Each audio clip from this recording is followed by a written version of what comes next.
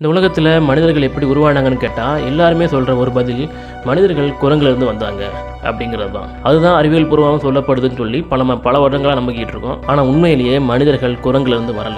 உண்மையிலேயே மனிதர்கள் குரங்கிலிருந்து வரலனா எதுக்காக இத்தனை வருஷமாக நம்ம மனிதர்கள் குரங்கிலிருந்து வந்தாங்கன்னு நம்பிக்கிட்டு இருக்கிறோம்? அது மட்டும் இல்லாமல் எதுக்காக மனிதர்களுக்கும் குரங்குகளுக்கும் இத்தனை ஒற்றுமைகள் இருக்குது? பல லட்சம் வருடங்களுக்கு முன்னாடி டைரோபித்திகஸ்ங்கிற ஒரு உயிரினம் வாழ்ந்துகிட்டு இருந்துச்சு. அதிலிருந்து 2 உயிரினங்கள் பரிணமிக்குது.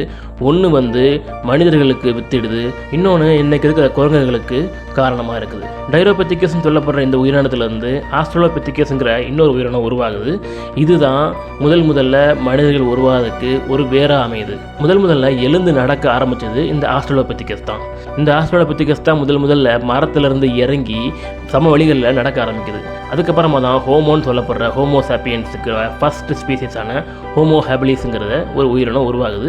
இந்த ஹோமோ ஹேபிலிஸ் தான் முதல்ல கற்களை ஆயுதங்களாக பயன்படுத்தினாங்க. அதுக்கப்புறமா அந்த ஹோமோ ஹேபிலிஸ்க்கு அப்புறம் ஹோமோ எரக்டஸ் உருவானாங்க. இந்த ஹோமோ எரக்டஸ்ன்னு சொல்லப்படுறது அந்த பேருக்கு ஏற்ற மாதிரியே முதல்ல நேராக வெர்டிக்கலாக நின்று நடக்க ஆரம்பித்தது உயிரினம் ஹோமோ எரக்டஸ் தான். இந்த ஹோமோ எரக்டஸ் தான் கற்களை ரொம்ப மூர்க்கமான ஆயுதமாக பயன்படுத்தினாங்க. பல பெரிய மிருகங்களை வேட்டையாடினாங்க. அதுக்கப்புறமா ஒரு கட்டத்தில் ஹோமோ எரக்டஸ் மூலமாக தான் நெருப்பு கண்டுபிடிக்கப்படுது. அதாவது ஒரு கண்ட்ரோல்டு ஃபயர் கண்டுபிடிக்கப்படுது. அந்த நெருப்பு கண்டுபிடிக்கப்பட்டதுக்கப்புறம் தான் பல முக்கியமான பரிணாம வளர்ச்சிகள் நடக்குது. இந்த ஹோமோ எரக்டஸ்லேருந்து மேலும் பல உயிரினங்கள் உருவாகுது. அதில் 2 ஹோமோ நியண்டர்தால்ஸ், இன்னொன்று ஹோமோ சாப்பியன்ஸ். இந்த ஹோமோ சாப்பியன்ஸுங்கிறது தான் இன்றைக்கி இருக்கிற மாடர்ன் டே ஹியூமன்ஸ். ஹோமோ நியண்டர்தால்ஸுங்கிறது நமக்கு முன்னாடி சமகாலங்களில் வாழ்ந்த இன்னொரு உயிரினம். அது காலப்போக்கில் இந்த உலகத்தில் சர்வை பண்ண முடியாமல் அழிஞ்சு போனது.